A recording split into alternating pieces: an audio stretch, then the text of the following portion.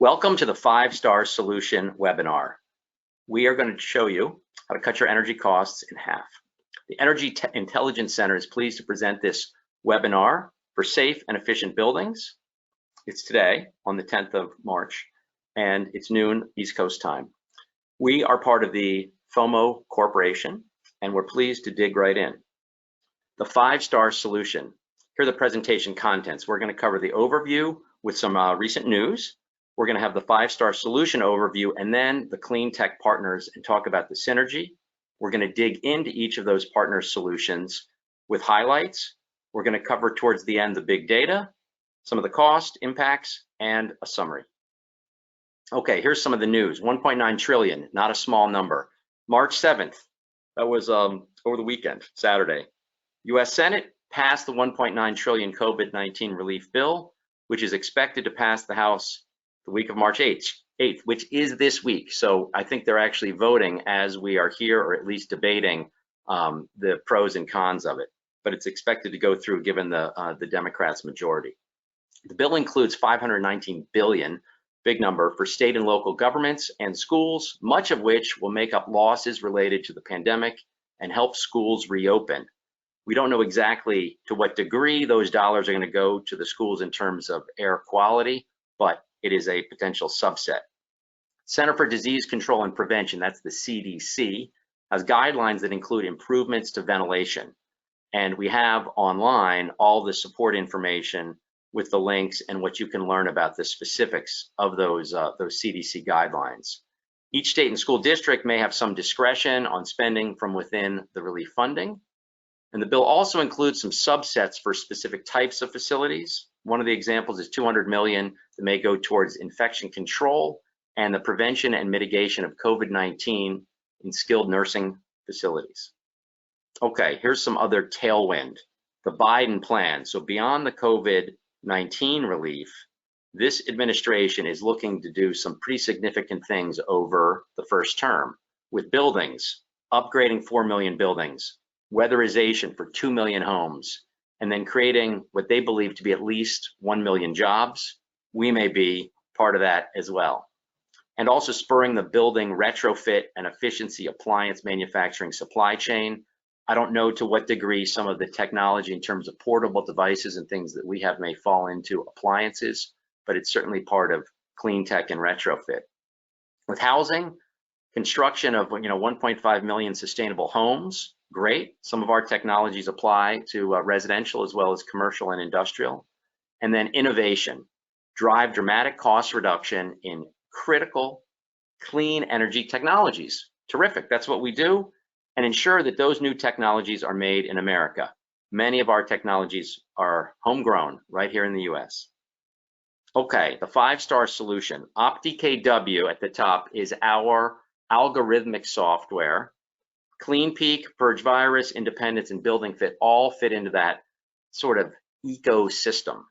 So on the right here, OptikW, algorithmic software to optimize existing HVAC equipment by leveraging ambient conditions such as temperature, humidity, and dew point. We're going to have a few slides on each of these, so this is really just the highlight overview. Clean Peak Energy, also algorithmic. It's software that uses the thermal mass of your building as a battery to store temperature and reduce peak interval energy costs. Purge Virus, ultraviolet and bipolar ionization to clean indoor air and reduce the requirements for as much outside replacement air. Terrific for energy savings there. Independence LED lighting, energy saving lights to save 50% or more over traditional lights. And Building Fit, data analytics with measurement and verification to identify areas of savings and track performance. All this adds up to saving money is at the center of our work. And the combined elements within OptikW and the energy conservation measures can typically each save 15% or more, adding up to savings that can cut your HVAC energy bills in half. Okay, the clean tech partners synergy. Just to give you a face, literally a photograph to what it is that each one of these partners does. The chiller plants is part of our OptikW core focus. The thermal mass, illustrated there with concrete, is part of the Clean Peak solution. And for Purge Virus, the air handling is about cleaning indoor air for improved IAQ, indoor air quality. And building fit, with the data and the connection to building management systems and building automation systems, is that screenshot of the actual monitor that helps control how buildings operate. We align one or more of the appropriate technologies to deliver maximum combined savings.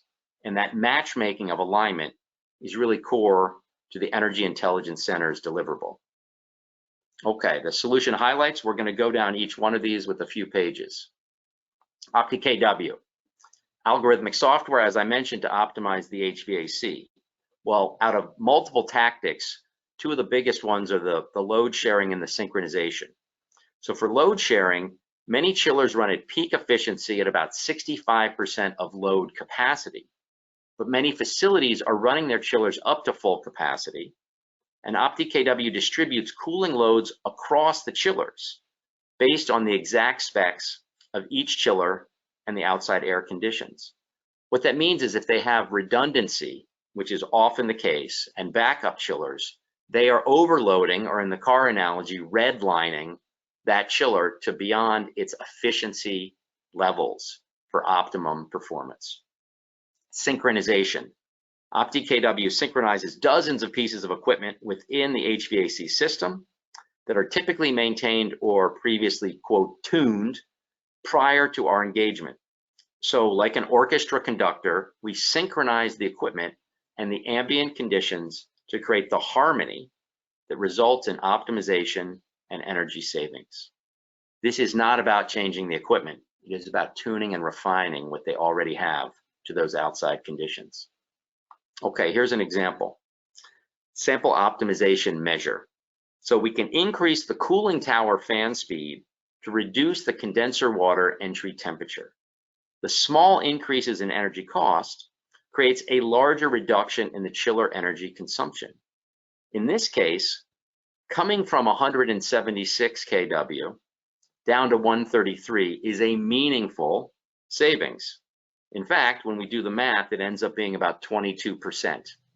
So by increasing the cooling tower fan speed, that decreases the condenser water entry temperature, that's CWET, we're reducing that power consumption. Now it does cost us something to increase the fan speed.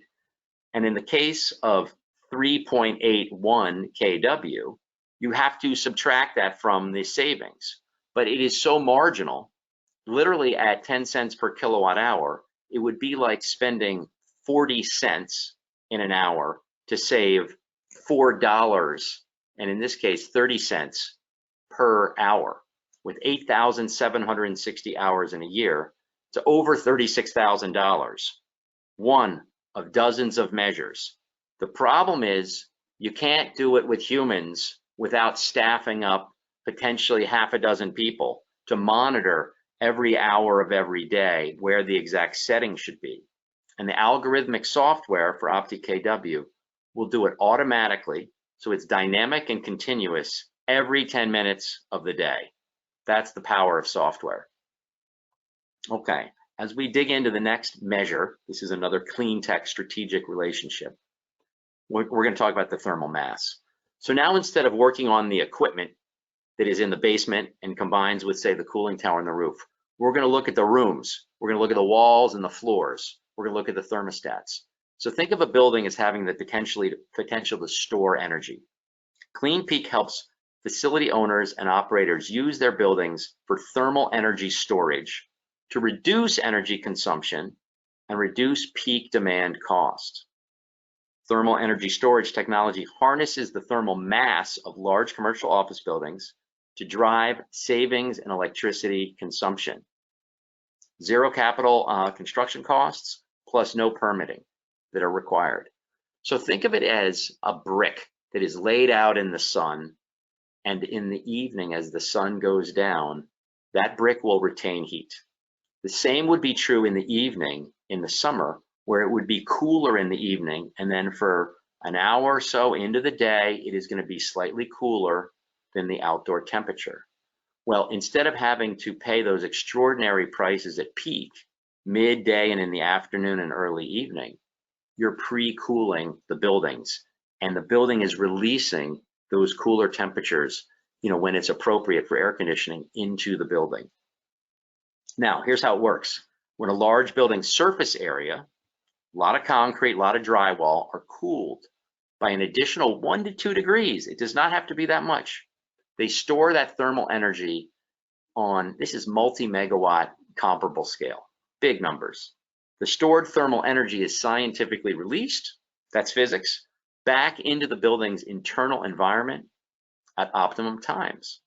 Using the thermal mass of commercial office buildings combined with their air conditioning systems in the controlled manner allows the building to serve as a thermal energy storage. And the savings are pretty extraordinary. Case by case, we can demonstrate those to you. Here's the results. By raising the building's power demand moderately overnight, so you're spending a little bit more money overnight, just like with OptikW, you're spending a little bit more money in that one example on the cooling tower for the fan. You're reducing its power requirements during peak demand hours during the day. Summer energy consumption is reduced. Great news. Good for business and the planet, lower monthly operating costs, and lower carbon emissions. Okay, let's dig into Purge Virus. People have seen Purge Virus historically as disinfection, indoor air quality to basically mitigate and reduce the risk of COVID-19. But indoor air quality has a huge energy advantage if it's done correctly. So we follow the CDC guidelines for ventilation and air disinfection. We use advanced bipolar ionization that does not generate harmful ozone. That's per the standards of Underwriter Laboratories 867 and 2998. Or, when it's appropriate, the ultraviolet technology, typically at ultraviolet C, 243.7 nanometers when it's appropriate. Both technologies safely integrate into the HVAC systems, and there are some really key advantages. Reduce particles, reduce pathogens, neutralize the odors, and save energy. Plus, you can save time on maintenance for the filtration systems and the cooling coils and all those other things. Now, on the right, a lot of the CDC recommendations include the things we've heard about so much on the news: masks, hand washing, physical distancing, surface cleaning, and contact tracing. They don't speak as much on the news about the increased ventilation requirements to really create benefits, vaccines, obviously in the news now, and then testing and screening. But clean air is interestingly not as big of a priority in their minds, this is the CDC, because there was so much attention focused on the other mitigation measures. Well, COVID is a respiratory disease, and cleaning the air is a pretty great idea, especially when cleaning the air can reduce that volume of outside replacement air for ventilation that's required and save money. Okay, indoor air quality, ventilation, and disinfection are complicated. When it comes to aligning the right technologies and correctly integrating advanced filtration, air quality monitoring, energy recovery ventilators, those are the ERVs, and economizers with building management systems. So again, we come to the table to meet with facility owners and managers, listen to their needs, look into what they have as existing equipment and what they're doing with ventilation, and support them. A surprising small percentage of HVAC service providers, they have the engineering and expertise maybe at a smaller level, but they don't have it to necessarily improve the IAQ effectively and affordably. Purge Virus works with PBBJ. That's a company that's based here where we are in Pennsylvania, but has a national footprint of service providers.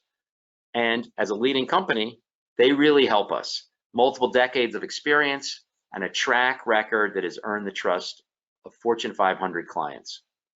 Now, what happens, and there's some diagrams here about ionization and the positive and negative ions. We've had other webinars about how this exactly works with the electric charge impacting the oxygen molecule, splitting off the positive ion, and also splitting off a negative electron that connects to another oxygen molecule. But ions are all around us in the atmosphere, created by waterfalls, created by waves, sunlight, even lightning. So it's not something that we certainly invented. Think about the message. Go outside for some fresh air. That is 100% true. We are mimicking what is happening outside in nature inside of buildings with ionization. The ionization destroys the proteins on the surface of viruses. It has the benefit then of improving the indoor air quality. It reduces the requirements for the intake of outside makeup air, and the result is energy savings that equal reduced operating expense. Pretty awesome. Okay, the tools that we use in this case for bipolar ionization come sort of in small, medium, and large modular systems. The special carbon ion emitters, here's a little photograph of one on the left side. They're soldered onto the circuit traces for the ribbon devices, ideal for, by the way, ductless HVAC that could be in the hotels and the nursing homes. And then those emitters are mounted on the other devices for ducted HVAC. So I'm not going to, again, go into too much of the detail of how this specifically works, but the small one is designed basically for 3,200 cubic feet per minute, or up to about 8 tons. The middle one in that 4,800 cubic feet per minute, up to about 12-ton systems. And then the modular one is for the larger, really heavy-duty size commercial and industrial equipment, like the bigger air handling units. Now, the ion production is part of the story where we want to have well over 1,000, typically ions per cubic centimeter into the finished areas. So the reason the small one with 35 million plus or minus ions per cubic centimeter can work so effectively is often hotel rooms might be 300 to 350 square feet. It doesn't have to travel, meaning that cloud of ions doesn't have to travel as far through ductwork. When it's ducted, having over 400 million ions per cubic centimeter is a much better way to get the matching needs of what that ion cloud can do when it reaches the end user in terms of those rooms, and is part of a circulation process to keep re-energizing, the field of ions. And then for the larger ones, this is 840 million, and that's per, the ions per cubic centimeter, but that's per 6-inch increments of the modular system. So all in, again, it's complicated. We meet with the customers, Zoom calls, site visits, whatever it takes, with our field reps also out there across the country, and match what they have with what we can deliver, and come back with proposals to meet their needs for both disinfection and saving energy on the ventilation. Okay, Independence LED. This one is particularly close to home, going back over a decade with me and really being a pioneer early in the day. It was basically the end of the last decade. So we're talking about 12 years now coming into this, around 2008 and 9. Here's what ended up happening. With my thesis at the University of Pennsylvania, master's thesis on energy intelligence back in 1993, I was looking at eco-humanism for all kinds of things that made buildings more sustainable, including healthier indoor environments. But lighting was really one of the lowest hanging pieces of fruit, because those fluorescent tubes that are so ubiquitous had been everywhere for literally decades and decades, since the 1900s, right? In this, with LEDs, we could reduce the operating costs for businesses. Made in America, we were one of the first to bring the technology, then from Shenzhen, China, here to the United States, filed patents, went through the whole process, and built the production team here in the US.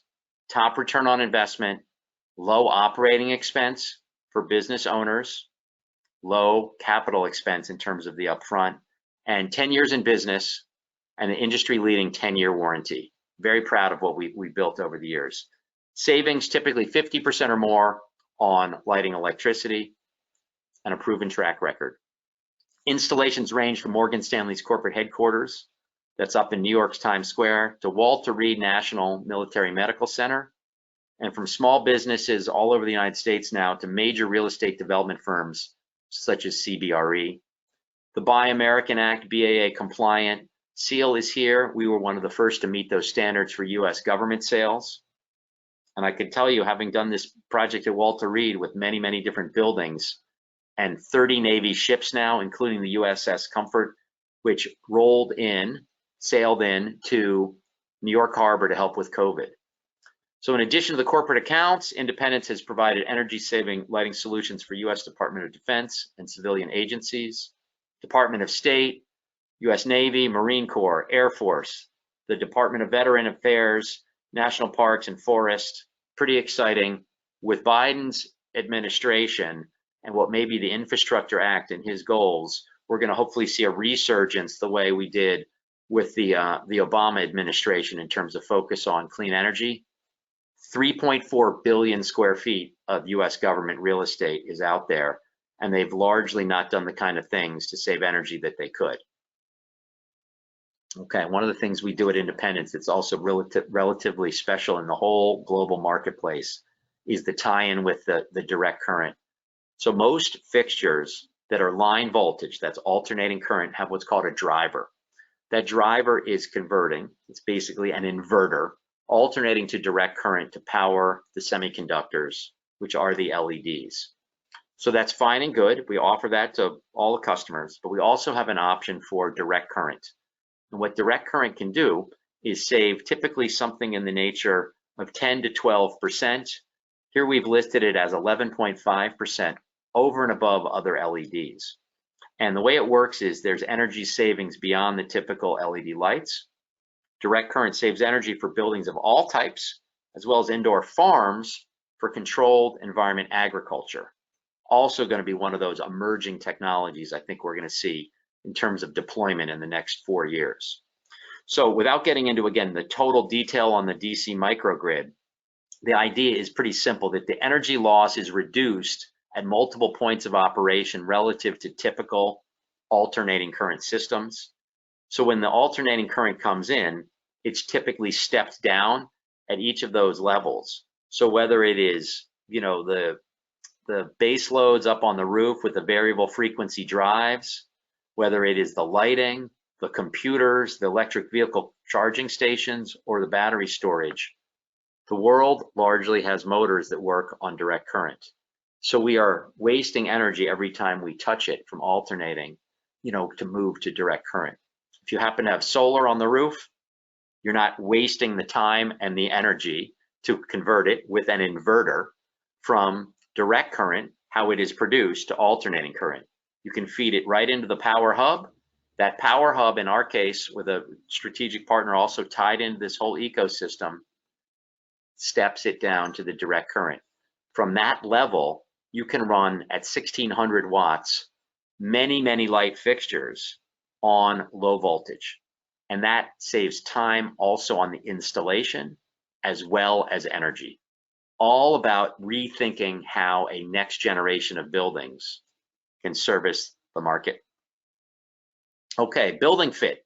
This is when we start to tie it together in the 5th of our 5-star solution, coverage areas for today. Building fit is a fault detection and diagnostic, FDD, analytics and visualization platform that identifies opportunities to make buildings more energy efficient, reliable, comfortable, and safe. So we can start with a chiller plant. In that case, you would have, most of them in the world now have some building management system, BAS, or a building automation system, BAS, BMS, and multiple providers offer those technologies. Those are great. We integrate with them, with both OptikW and, in this case, with Building Fit. The measurement and verification is key, though, for the data capture and the analytics to set baselines and also see ongoing performance opportunities.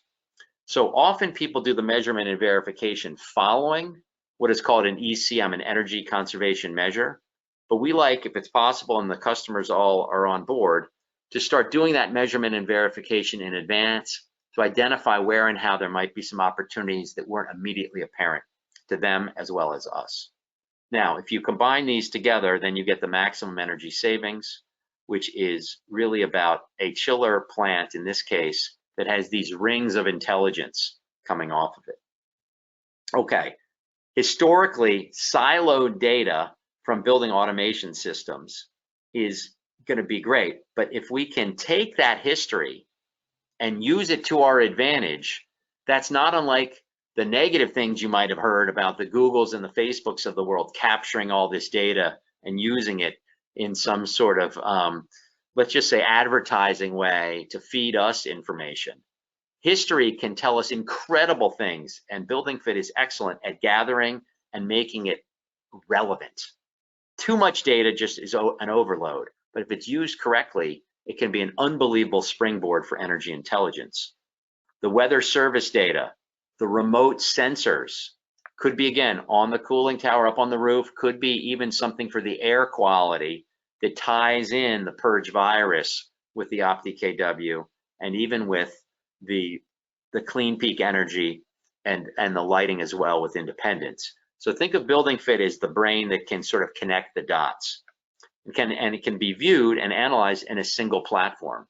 So instead of having to go to multiple screens and spreadsheets and find data, it brings it together.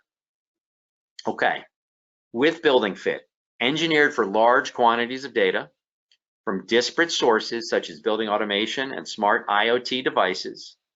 The insights are delivered through analytics, key performance indicators, the KPI, again, working with clients to understand what their short, middle range, and long-term goals are.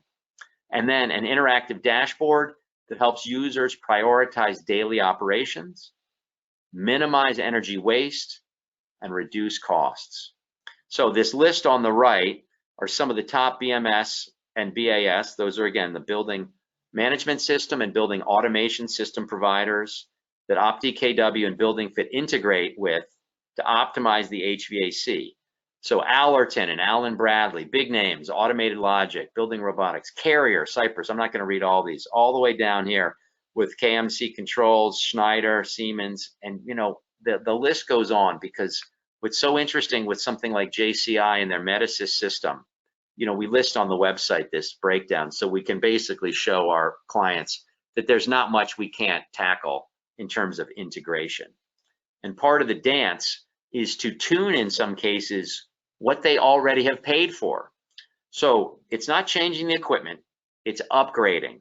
It's, in some cases, a programmable logic controller board with an Ethernet cable that ties to their backnet, in the case of OptikW.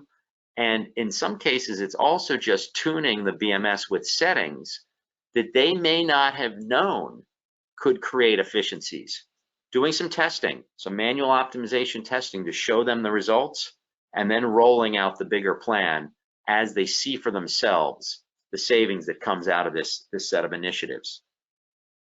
Okay, with big data, the Energy Intelligence Center, in the simplest form, is utilizing its clean tech partners for turnkey systems. And this approach is really about capturing what is most relevant. We're mapping then thousands of data points at the equipment level within the HVAC systems. And the final part of this is really that the data points can communicate via platforms that generate machine learning and the artificial intelligence. That's the AI. And the results are this next generation of smart buildings. So if you think about this group coming together, it's not that one of these partner companies or technologies alone does all of the work to make a smart building. The data and the way that Building Fit can glue them together, the way that any one measure is relevant for any one building, is the dance that we dance. So as an example, with chiller plants for OptikW, the data sometimes is historical, but it might only be for a trailing year. So that's fine and good. We can use what we get. If it is process cooling, for example, for industrial cooling, it could be a dairy, it could be a blast freezing facility. Well, they may have a longer history of the data because their core business is about cooling things. So that's really just an interesting nuance in terms of applicability, where a big hospital or a big hotel that has a chiller plant for cooling the air has many, many other expenses. So their HVAC cost, and specifically the cooling, may be a smaller subset of operating expense, not just energy, total operating expense. meaning they've got to pay the surgeons, they've got to pay the nurses and the orderlies and everyone on reception. So with that, the priority for energy efficiency isn't as high as a process cooling or an industrial cooling facility, where the significant portion of their operation is energy, right? Literally the energy to cool things is their biggest cost of goods sold.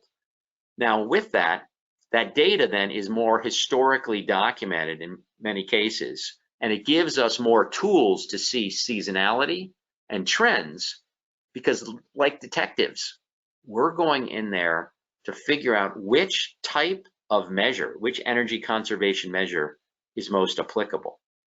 Now, if it ends up being for thermal mass, like the second part of the discussion was about, clean peak energy, that industrial facility may not have what are the needs for climate control in big warehousing or sections that aren't directly tied to the process cooling that they need to deliver their product. So there are some cases where the thermal mass solution with clean peak energy is much more appropriate for like commercial office buildings. Well, when it comes to Purge Virus and the clean air, the schools are a top priority, right? The process cooling guys, maybe they just put the masks on their people. They're not as worried about, kids and families running in and out of buildings. So again, it's not a one size fits all story. With Purge Virus, the data largely does not exist in significant levels or is necessarily as needed to define and design a disinfection solution, because we look at the cubic feet per minute coming from that air handling unit, and we look at the dimensions of the coils in terms of horizontal and vertical height, and also the depth of the plenums to basically fill those zones in terms of the need for either the bipolar ionization or the ultraviolet light. And in the case of the bipolar, we're then pushing all those ions through the ductwork. Now, the historicals do add up in the sense of measuring the energy savings and showing patterns. So the more data we can get, the better, and the more we can then use it to advance what those customers can do with that data and what we can do with it to help them.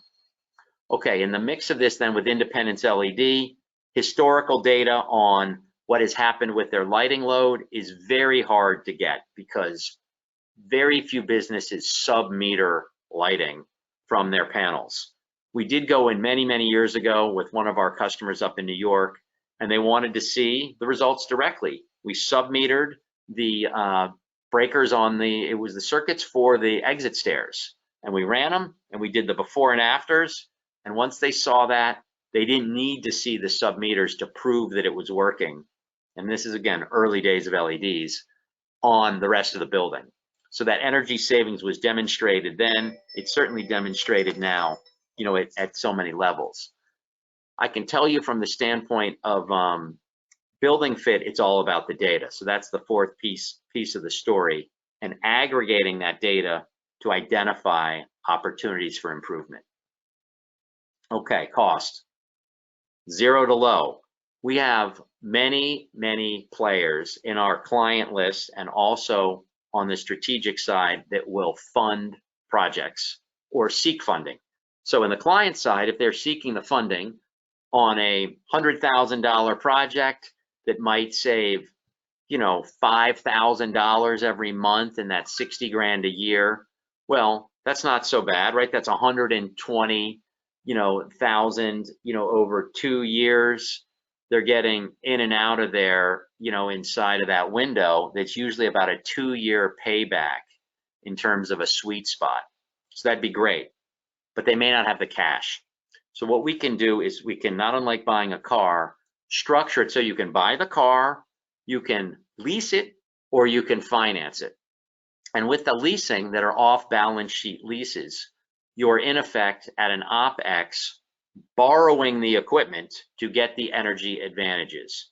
And this is the same for Independence LED and OptikW, and even with the Purge Virus now with our indoor air quality, the IAQ as a service.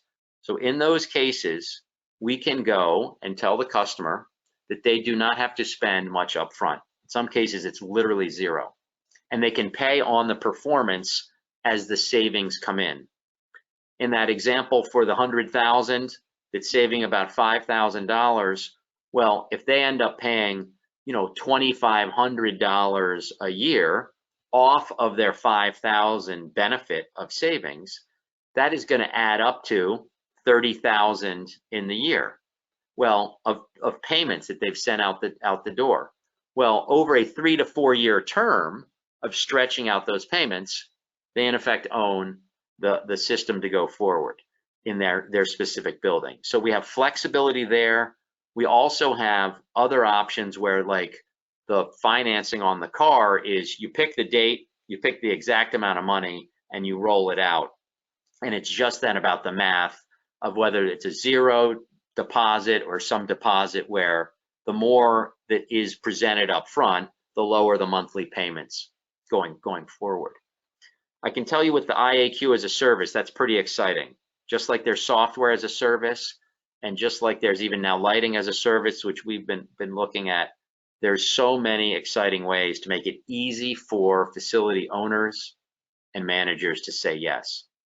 Okay, saving share performance, options available. That's all we wanted to convey today. And the monthly cost projections are typically less than the energy savings each month. Rebates and utility incentives, and what is going to come potentially out of some of this Biden administration incentive package is going to be really interesting to see if that starts to ramp up, because we love to be able to show a check to a client that is basically a reward for doing something that's good for them and that's good for the planet. Here's a summary. The largest energy management companies in the world do not focus as much as they should on these types of proven and affordable efficiency technologies. They have some cookie cutter projects. They have some cookie cutter technology. They love gigantic projects in many cases, these bigger companies. And we are a little scrappier and a little more agile and bring together some of the technologies that are not always the easiest, obvious first choice. It's done well on our side, and it's done through rigor, and the bigger companies don't necessarily want to spend that time and effort to find and extract those additional savings points. America can lead by example with the proof in the results. So pilot programs are awesome. They're an easy way to see the performance at your facility, or if you're here as one of the potential partners or strategic sales channel members, finding those customers that want to say yes on a pilot project is just the beginning of turning a stranger into a friend. And then we can roll in some of the other measures where maybe they at first want the air cleaned, given that we're coming out of this whole pandemic with COVID. They haven't maybe focused as much on energy efficiency. Maybe they haven't thought of the thermal mass. So it could be worth testing in conjunction with some other things. But we can walk before we run and really go down this pilot project path to win over the trust and show the results to the clients. For those people that aren't Fomo Corp shareholders, we invited certainly the Fomo Corp shareholders, because within this ecosystem, Energy Intelligence Center is a subsidiary, wholly owned subsidiary of Fomo Corp, as is Independence LED and Purge Virus. And then we have the strategic partnership relationships for profit sharing and all kinds of good stuff with Clean Peak Energy, as well as with Building Fit to feed each other business. So part of this is about the ecosystem that Fomo's created. And I can tell you, it's been a pleasure working with the leadership team at that public company, because after 30 years, right, coming up on 3 decades since my 1993 thesis at UPenn as a master's architect, it's a thrill for me to be part of something that's really growing and now has the support and also the cross-pollination, where some of the shareholders, even from Fomo, have dialed in and asked, as representatives of their business, to have us engage and provide solutions. So I think then, Tom, what we'll do is we'll follow up with those on the email side or through the Discord chat rooms at Fomo Corp's portal, and we'll go from there. But really want to appreciate everyone for taking time out of the day Exciting times to add value for a next generation of building intelligence. And we will be available for questions and support all through this, this ride that we're going to go on over what's hopefully the next few months, years, and decades to improve the way we live and work in America and around the world.